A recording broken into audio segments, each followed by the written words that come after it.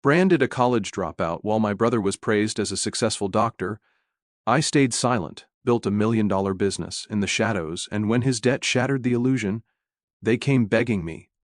I'm 32, male, and I have an older brother, Jake, who's 35. Growing up, our family dynamics were completely messed up, and it's all coming back to bite them in the ass now. Let me paint you a picture of my childhood. Jake was always the golden boy. Perfect grades, perfect behavior, perfect everything. He was valedictorian in high school, got into Harvard pre-med, and basically walked on water according to my parents. Me, I was the family disappointment from day one.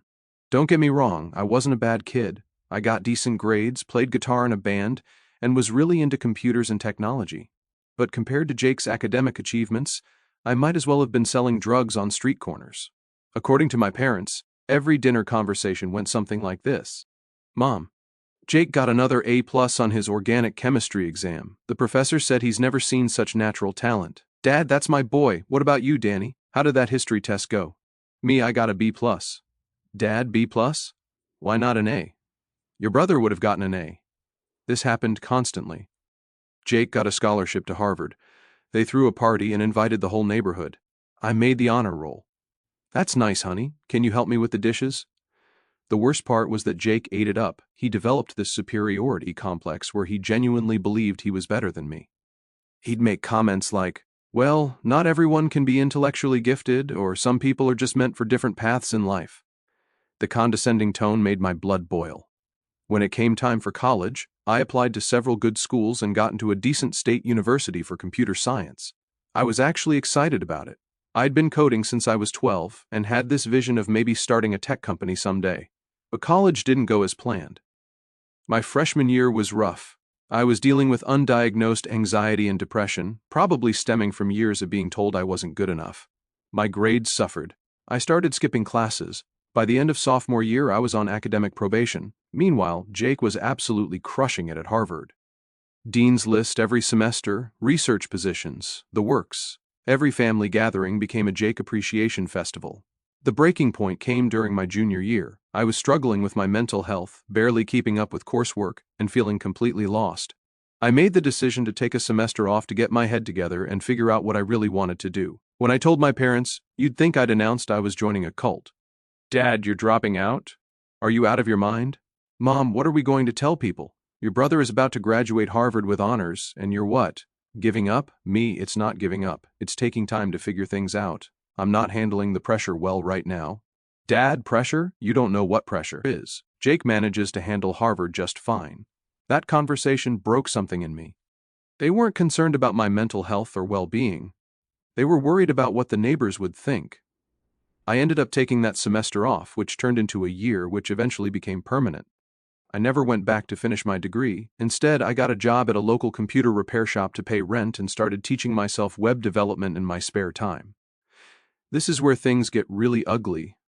Instead of being supportive or even just keeping quiet about my situation, my parents decided to wage a public campaign about what a disappointment I was. At family gatherings, Jake's accomplishments were announced like he'd just won the Nobel Prize, while I was either ignored completely or mentioned with phrases like, well, Danny's figuring things out with this pained expression.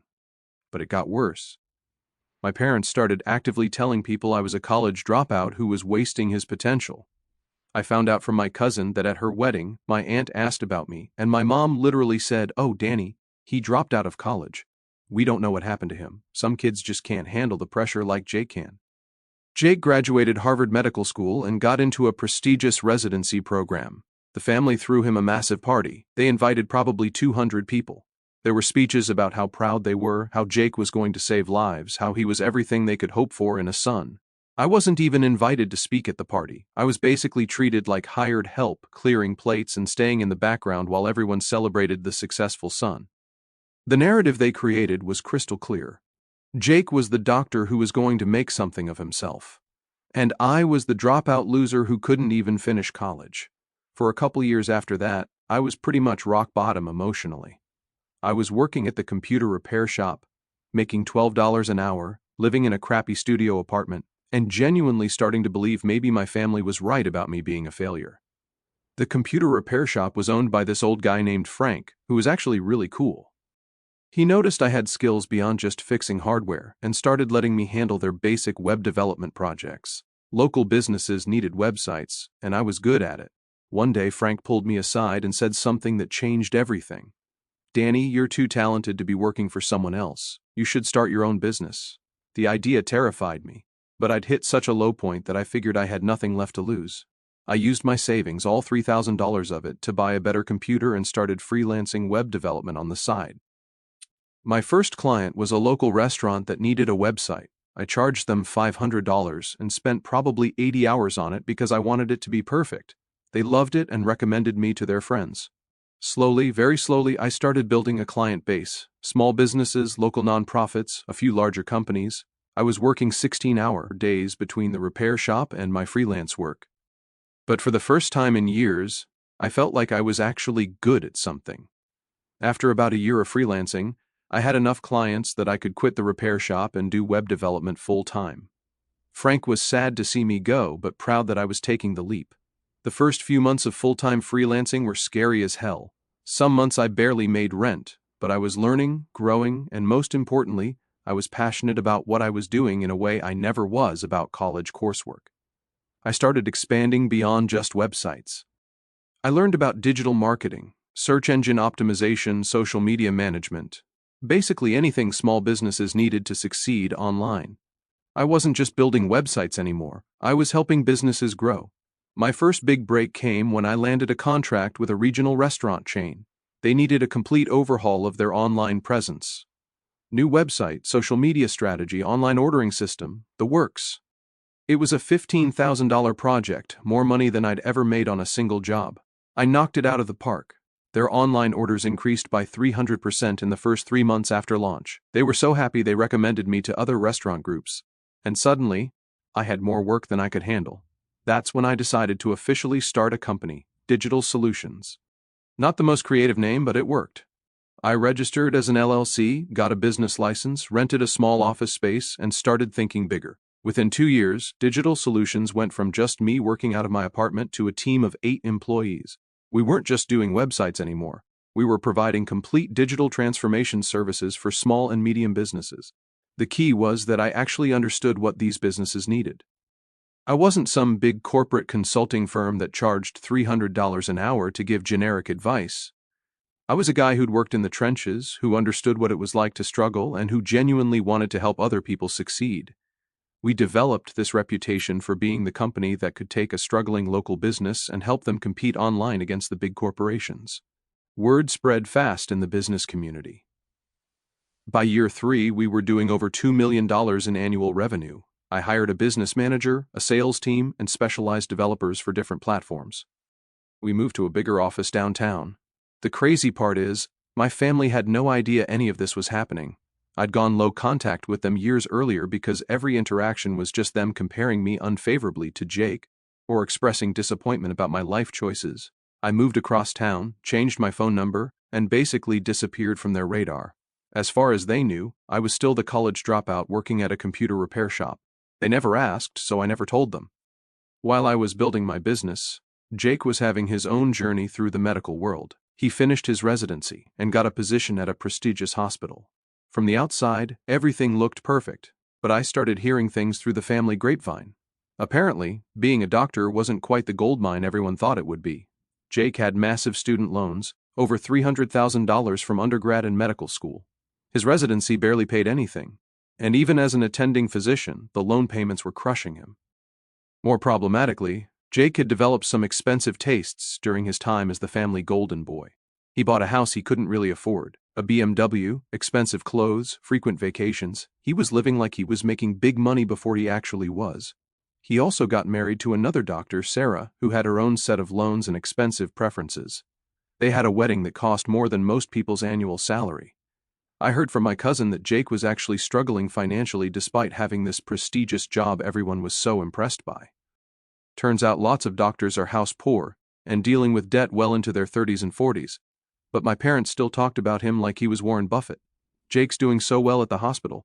Jake and Sarah bought such a beautiful house. They had no idea he was financing this lifestyle with credit cards and home equity loans. Then COVID hit and everything changed. For Jake's hospital, it meant budget cuts, reduced elective procedures, and actually pay cuts for the physicians. Jake went from making $200,000 to making $150,000 basically, overnight, while all his expenses stayed the same. For my business, it was initially terrifying, but ultimately transformative. Suddenly, every business in the world needed to figure out how to operate online. Restaurants needed delivery platforms, retail stores needed e-commerce sites, service businesses needed virtual consultation tools. We were uniquely positioned to help with all of this. While other businesses were struggling, we were hiring more staff to keep up with demand. 2020 ended up being our best year ever. We did $4.5 million in revenue. I bought a house, not some massive mixed mansion, but a nice place in a good neighborhood that I could actually afford. I drove a reliable Toyota, saved money, and reinvested profits back into the business. The universe has a funny way of forcing confrontations, and mine came at my cousin's wedding in late 2021. It was the first family event I'd attended in probably 3 years. I almost didn't go, but I'd always been close with this cousin and didn't want to miss her big day. I figured I could fly under the radar, congratulate her, and leave early. That plan lasted about 20 minutes. I was at the bar getting a drink when I heard my mom's voice behind me. "Oh, that's my younger son Danny. He's had some struggles. Dropped out of college, you know. Been working at some computer repair shop for years now. We keep hoping he'll get his life together like his brother Jake." I turned around and saw she was talking to some family friends I didn't recognize. The look of pity on their faces made my blood boil. "Actually, Mom," I said, stepping into the conversation, "I haven't worked at a repair shop in over 4 years." She looked startled to see me. "Oh, Danny, I didn't see you there." "Well, what are you doing now?" "I run a digital marketing company. We did about $4.5 million in revenue last year." The silence was deafening. My mom's friends looked confused, like they couldn't reconcile this information with what they'd just been told. "Don't exaggerate, Danny," my mom said, with that familiar dismissive tone. "It's nice that you have a little business, but..." "It's not a little business, Mom. I have 12 employees, an office downtown, and we're expanding into 3 new markets this year." That's when Jake appeared, drink in hand, with that same condescending smile I remembered from childhood. "Danny, good to see you, little brother. Mom was just telling everyone about your computer fixing job. That's nice that you're keeping busy." I looked at him, really looked at him. He looked tired, stressed. His suit was nice, but I could tell it wasn't new. He'd gained weight and had bags under his eyes. "I don't fix computers anymore, Jake. Haven't for years. I run a successful business." He laughed. "Come on, Danny. You don't need to embellish. We're family." That's when something snapped in me. 4 years of building something from nothing, of proving myself, of success that my family refused to acknowledge because it didn't fit their narrative. "You want specifics, Jake?" "Last month, my company had $400,000 in revenue. This year, I'm projecting to clear about $800,000 in personal income after taxes. I own my house outright, no mortgage. My business has 0 debt and 6 months of operating expenses in the bank." "How are your student loans going?" Jake's face went white. The people around us had gone quiet. "I heard you're still paying off med school. What's that monthly payment again? 3 grand? 4? Must be tough with the hospital budget cuts." "You don't know what you're talking about," Jake said, but his voice lacked confidence.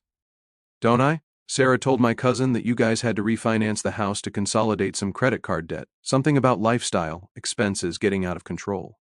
Now my parents were both staring at me like I'd grown a second head. The idea that their dropout son might be more financially successful than their doctor son was breaking their brains. "This is inappropriate," my mother said. "Jake is a doctor. He saves lives. He's successful." "He's broke."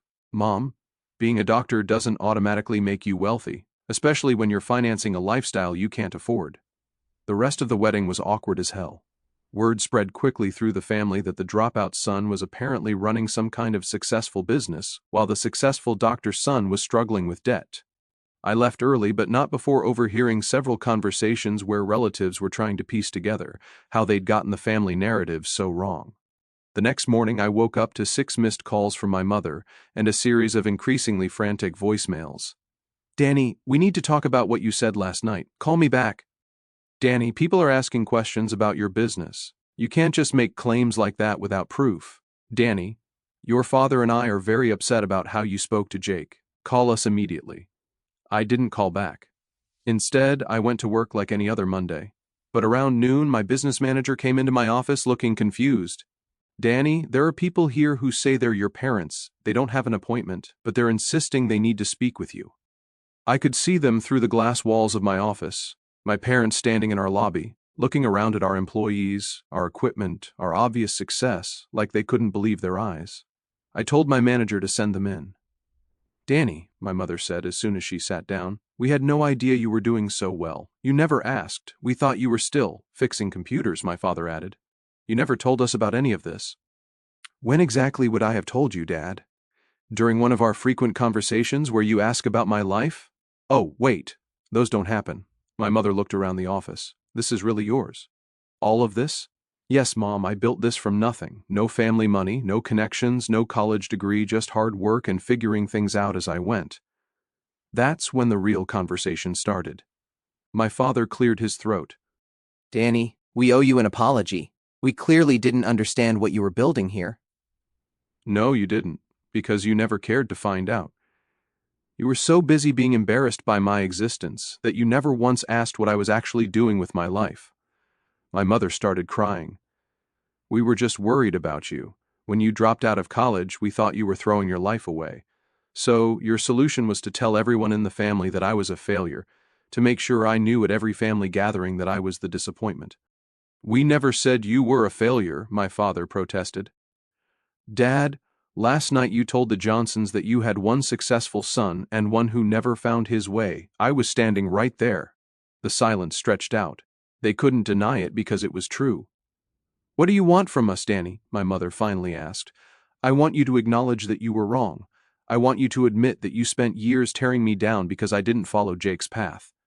And I want you to understand that your approval isn't necessary for my success.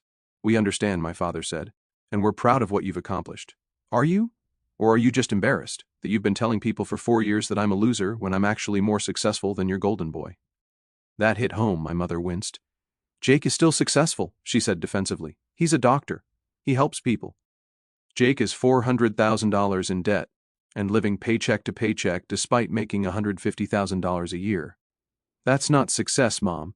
That's financial disaster with good PR over the next few months. The truth about Jake's situation became impossible to hide. The family finally started paying attention to what was actually happening in his life, instead of just celebrating his job title. It turned out Jake and Sarah were in serious financial trouble. Between student loans, the overpriced house, credit card debt, and their expensive lifestyle, they were barely keeping their heads above water. The pandemic had hit Jake's income, but it had also hit Sarah's. She was in private practice and lost a lot of patients during lockdowns. Their combined income dropped by almost $80,000 in 2020, but their expenses stayed the same. They'd been robbing Peter to pay Paul for months, using credit cards to pay mortgage, taking cash advances to make student loan payments, refinancing everything they could. Then Sarah got pregnant, which should have been good news, but instead sent them into full panic mode.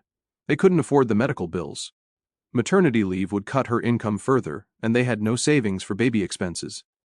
I heard all this through my cousin, who heard it from Jake's mother-in-law, who was apparently helping them avoid foreclosure by lending them money. In March 2022, I got a call from Jake. We hadn't spoken directly since the wedding disaster. Danny, we need to talk. His voice sounded different, tired, defeated, none of the arrogance I was used to. What's up, Jake? Look, I'm not good at this, but I need help. Financial help. I let that hang in the air for a moment. What kind of help? Sarah and I are in trouble, real trouble. We might lose the house. I know you're doing well with your business, and I was hoping maybe you could loan us some money to get us back on our feet. The irony was overwhelming. The golden boy, the successful doctor, the one who was supposedly so much better than me, was calling to ask for money from the college dropout. How much money, Jake? 50,000 would save the house, maybe 75 to get us really stable again. I was quiet for a long time thinking. Jake, do you remember what you said to me when I dropped out of college? Danny, that was years ago. I was young and stupid. You said some people just aren't cut out for academic achievement. You said not everyone can handle pressure.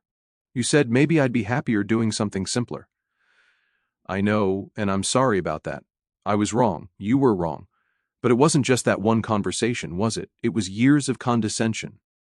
Years of making sure I knew you thought you were better than me. Years of standing by while Mom and Dad treated me like a family embarrassment. What do you want me to say, Danny? I was an arrogant... I'm sorry, but right now I need help. What you need, Jake, is to learn how to manage money. You make $150,000 a year. There's no reason you should be broke, except that you've been living like you make $300,000. That's easy for you to say. You don't have student loans. You're right. I don't, because I didn't go to medical school, because I took a different path.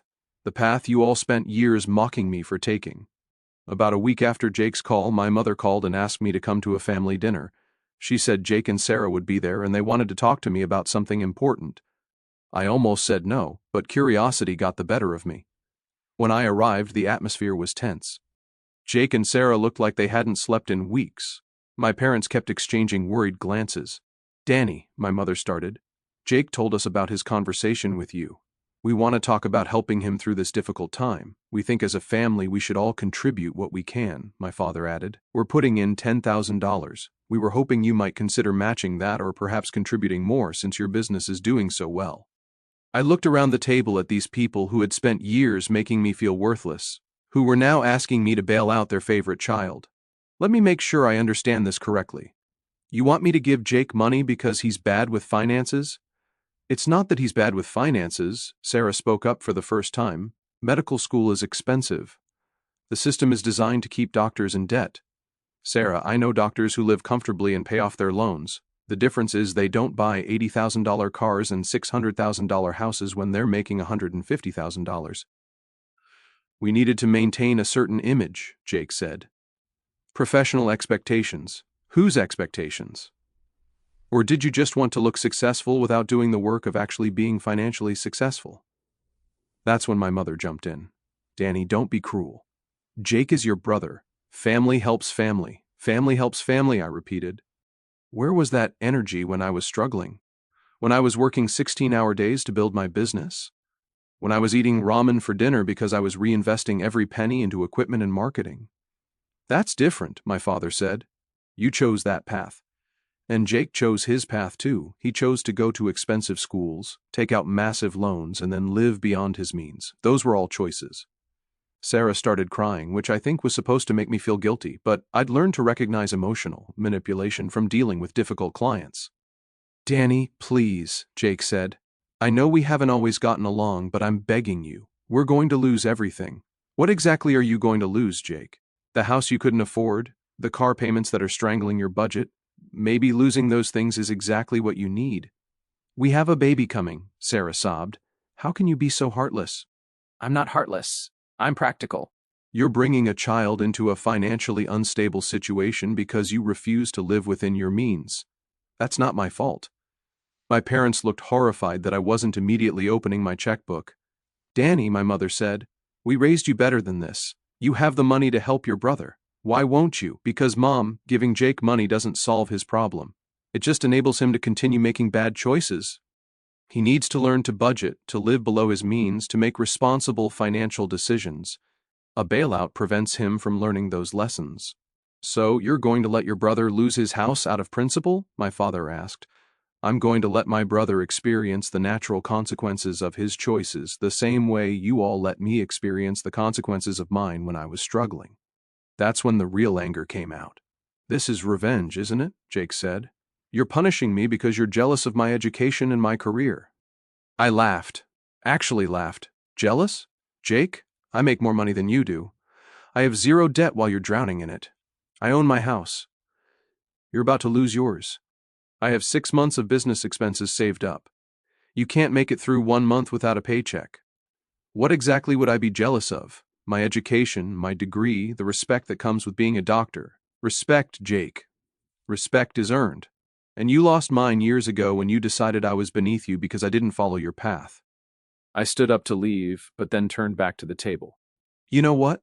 I'll make you an offer, Jake. Not a loan, not a gift, but a job. They all looked surprised. Come work for me. I'll pay you $60,000 a year to start, which is probably more than you can afford to pay yourself right now. You can learn business operations, maybe eventually work up to managing some of our accounts, but you'd have to actually work, take direction, and acknowledge that despite your fancy degree, you have things to learn. Jake's face went red. Work for you? I'm a doctor. You're a doctor who can't pay his bills. I'm offering you a chance to earn steady money while you figure out your finances. I'm not going to work for my little brother. Then you're going to lose your house." I headed toward the door, then stopped one more time. For the record, this isn't about revenge. This is about finally setting appropriate boundaries with people who treated me like garbage for years and now want something from me. If Jake wants help, he can earn it, just like I had to earn everything I have. After I left, apparently all hell broke loose. My cousin called me later that night to fill me in on what happened after I left. Jake had a complete meltdown. He started screaming about how unfair it was that the college dropout was now in a position to look down on him. He said it was backwards and wrong that I had more money than him despite his education and hard work. Sarah joined in, crying about how they were going to be humiliated if they lost their house, and how it wasn't fair that I could help them, but was choosing not to. My parents apparently tried to calm them down and suggested maybe they should consider my job offer, which made Jake even angrier. "I didn't spend 8 years in school to work for Danny," he reportedly said. "I'm a doctor. I save lives. He makes websites." My mother tried to point out that my website business was apparently quite successful, which led to Jake accusing her of taking Danny's side and storming out with Sarah over the next few months. Jake and Sarah's situation continued to deteriorate. They couldn't make their mortgage payments and went into foreclosure. They had to sell the BMW and downsize to a used Honda. They moved into a rental apartment that cost half what their mortgage payment had been. Jake's pride took a massive hit. He'd spent years being the family success story, and now he was the cautionary tale about lifestyle inflation and poor financial planning. My parents finally started to understand that having a prestigious job doesn't automatically equal financial success. They also started to realize that they'd been wrong about me for years. The family dynamic completely shifted. At gatherings, people started asking me about business and entrepreneurship instead of tiptoeing around my failure to launch. Jake, meanwhile, became the one people worried about and whispered about. In June 2022, I got a letter in the mail from Jake, an actual handwritten letter. "Danny," it said, "I've had a lot of time to think about everything that's happened, and I need to apologize. Not just for asking you for money, but for years of treating you like you were less than me. You were right about everything. I was living beyond my means, making terrible financial decisions and coasting on the prestige of my job title without actually being successful. Meanwhile, you built something real from nothing, and I was too arrogant to see it. I'm working on getting my finances in order. Sarah and I are in counseling, both marriage and financial. We're learning to live within our means and make better choices. I don't expect your forgiveness, and I'm not asking for money. I just wanted you to know that I finally understand how wrong I was and how much I underestimated you. Your brother, Jake." It was a good letter. It felt genuine, but it was also about 5 years too late. These days, my business is doing better than ever. We're up to 15 employees and projected to hit $6 million in revenue this year. I'm considering opening a second location in a nearby city. Jake and Sarah are slowly getting their act together. They're living in that small apartment. Jake took on some part-time telehealth work to bring in extra money, and they're actually making progress on their debt. The baby is healthy and beautiful, and they seem to be learning how to be responsible adults. My parents have completely changed their tune about me. Now I'm the successful entrepreneur's son, and Jake is the one they worry about. The narrative has completely flipped, which is honestly kind of funny. Jake and I don't have much of a relationship, but it's not actively hostile anymore. We're polite at family gatherings, and he stopped being condescending. Progress, I guess. It's been a few months since my original post, and the holidays brought some new drama that I thought you'd find interesting. Thanksgiving was at my parents' house, and for the first time in years I actually wanted to go, not because I was eager to see everyone, but because I was curious how the family dynamic would play out now that everyone knew the real story about Jake's and my respective situations. The dinner conversation was surreal. Instead of the usual Jake worship fest, people kept asking me about my business. My uncle wanted to know about digital marketing for his accounting firm. My cousin asked about website costs for her boutique. Jake sat quietly through most of it, occasionally answering questions about work, but clearly uncomfortable with not being the center of attention. Sarah looked exhausted. Having a baby while dealing with financial stress is no joke. The weirdest moment came when my grandmother asked about my house. I mentioned I was thinking about adding a home office addition, and she said, "It's so nice that you can afford to improve your property." My mother immediately jumped in with, "Well, Jake and Sarah are doing well too. They found a nice apartment." The awkward silence that followed was deafening. Later, as I was helping with dishes, my dad pulled me aside. "Danny, I want you to know how proud we are of what you've built. We were wrong to doubt you." "Thanks, Dad." Have you thought any more about Jake's situation? Maybe there's something you could do to help. And there it was. Even after everything, they still wanted me to bail out their golden boy. Dad, Jake needs to solve his own problems. That's how people learn and grow. But he's family. So am I. And when I was struggling, the family advice was to figure it out myself. I did. Now it's Jake's turn. I heard through the family grapevine that Jake finally took a second job. He's doing telehealth consultations in the evenings and weekends, which is adding about $30,000 to his annual income. More importantly, he and Sarah seem to have finally gotten serious about budgeting. They sold Sarah's jewelry, Jake sold his golf clubs, and they've cut their expenses down to bare necessities. Cousin told me Jake actually asked her for advice about budgeting apps and debt consolidation strategies. The guy who used to lecture me about not having ambition is now learning basic personal finance at age 35. Part of me feels vindicated, but mostly I just feel sad that it took almost losing everything for him to develop some humility and basic life skills. In February, I got an unexpected call from Sarah. Jake didn't know she was calling, but she wanted to talk to me about something. We met for coffee, and she looked completely different from the entitled doctor's wife I remembered, more tired, but also more real somehow. Danny, I need to ask you something, and I hope you'll hear me out. Okay. I know you offered Jake a job last year and he was too proud to take it, but I was wondering, would you consider hiring me? I was surprised. What kind of work are you thinking about? I don't know, anything. I have organizational skills. I can learn new software. I'm willing to start at the bottom. We need the income, and I'm tired of pretending we don't. It was the first honest conversation I'd had with anyone from Jake's side of the family in years. What does Jake think about this? He doesn't know I'm here. He'd probably be embarrassed, but I'm past caring about embarrassment. We have a baby, we have debt, and we need steady income. I ended up hiring Sarah part-time to help with administrative work. She's actually really good at it. Detail-oriented, professional, and grateful for the opportunity in a way that Jake never would have been. Jake was indeed embarrassed when he found out, but he couldn't argue with the extra $1,500 a month it brought in.